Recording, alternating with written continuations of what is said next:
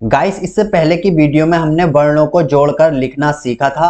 आज की इस वीडियो में हम सीखेंगे कि हम किस प्रकार से शॉर्ट हैंड में मात्राओं का प्रयोग करते हैं। गाइस, यदि आपने इससे पहले की वीडियोस को नहीं देखा है तो सबसे पहले आप उन वीडियोस को देख लें, उसके बाद ही आप इस वीडियो को देखें। गाइस, यहाँ पर दिया हुआ है स्वर ध्वनि का उच्चारण बिना किसी दूसरे ध्वनि की सहायता के अपने ही आप हो सकता है। यहाँ स्वर दो प्रकार से लिखे जाते हैं, एक मोटे बिंदु और मोटे डैश से और दूसरा हल्के बिंदु और हल्के डैश से। गाइस, सबसे पहले हम सीख लेते हैं कि मोटे बिंदु और मोटे डैश से कौन कौन से स्वरों का हम यूज करते हैं। मोटे बिंदु और मोटे डैश से लिखे जाने वाले स्वर, जो मोटे बिंदु और मोटे डैश का प्रयोग करके शॉर्ट हैंड में जिन स्वरों का हम यूज करते हैं वो यहाँ पर कुछ इस प्रकार से दिए हुए हैं। गाइस, यदि हमको छोटा आ की मात्रा का यूज करना हो तो हम इसके लिए एक मोटा बिंदु लगाते हैं। उसके बाद यहाँ पर दिया हुआ है ए, तो ये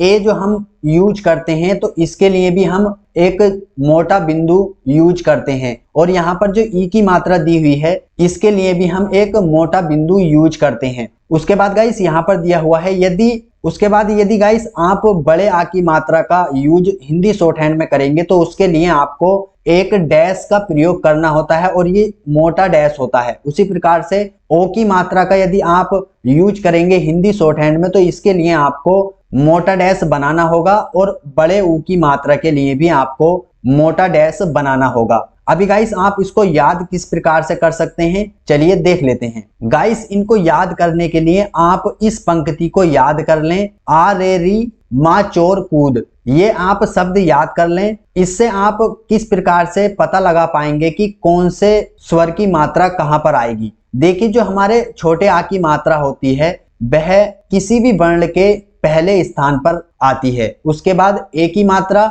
दूसरे स्थान पर, री की मात्रा मतलब कि ई की मात्रा तीसरे स्थान पर, और बड़े आ की मात्रा पहले स्थान पर और ओ की मात्रा दूसरे स्थान पर और ऊ की मात्रा तीसरे स्थान पर। उपरोक्त चिन्हों को ध्यान से देखने पर प्रतीत होता है कि एक ही चिन्ह से तीन तीन स्वर या मात्राएं नियत की गई हैं, परंतु इस विचार से कि फिर भी वे अलग अलग स्वरों का बोध करे, उनके लिए अलग अलग स्थान नियत किए गए हैं। एक ही चिन्ह एक स्थान पर एक स्वर को, दूसरे स्थान पर दूसरे स्वर को और तीसरे स्थान पर तीसरे स्वर को सूचित करता है। इन्हें स्वर के स्थान कहते हैं। यह प्रथम, द्वितीय और तृतीय तीन स्थान होते हैं। किसी रेखा के प्रारंभिक स्थान को प्रथम, बीच के स्थान को द्वितीय और अंत के स्थान को तृतीय कहते हैं। यह स्थान जिस जगह से अक्षर लिखे जाते हैं वहीं से आरंभ होते हैं। ऊपर से नीचे लिखे जाने वाले अक्षरों के स्थान ऊपर से आरंभ होते हैं। गाइस, इसको अच्छी प्रकार से समझ लेते हैं। इसमें कहा गया है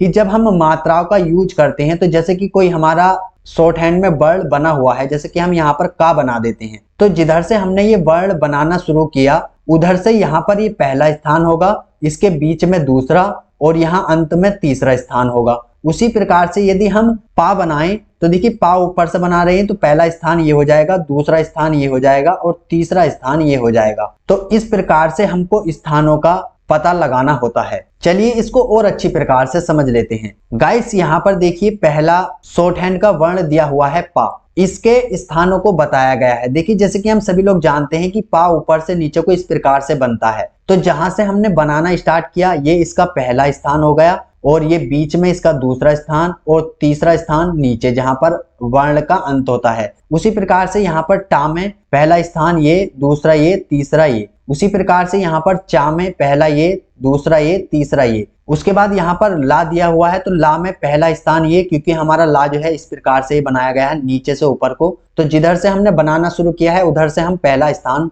गिनेंगे। तो पहला स्थान, दूसरा स्थान, तीसरा स्थान। उसी प्रकार से रा में यहाँ पर पहला स्थान, दूसरा स्थान और तीसरा स्थान। और बा में भी हमारा पहला स्थान, दूसरा स्थान, तीसरा स्थान। का में पहला, दूसरा, तीसरा। इसी प्रकार माँ में पहला स्थान, दूसरा और तीसरा, पहला, दूसरा, तीसरा। अब यहाँ पर देखिए एक शब्द और हम ऐड कर लेते हैं, सा।